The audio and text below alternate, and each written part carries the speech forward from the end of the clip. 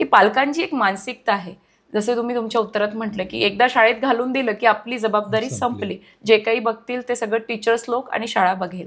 तर हे कितपत उचित वाटतं तुम्हाला? काय सांगाल पालकांना? नाही, असं अजिबात नसावं. कारण मी सुरुवातीला जे सांगितलं की हा शिक्षणाचा त्रिकोण महत्वाचा असतो.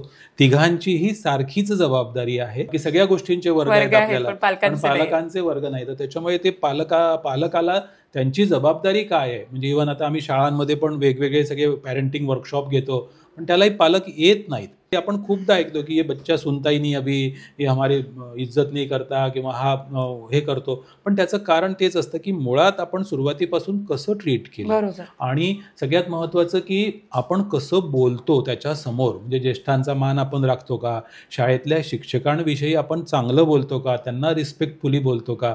आपण जर टीचरचा उल्लेख एकेरी घरी केला तर त्या मुलाच्या मनावर तेच संस्कार होतात आणि तो पण तेच करायला लावते. कारण आता आपण पाहतोय की भाषा प्रचंड बदललेली आहे सगळी. मुलांची भाषा खूप बदललेली आहे, इव्हन मुलींची पण बदललेली आहे.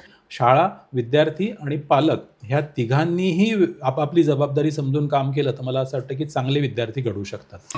हटके संवाद.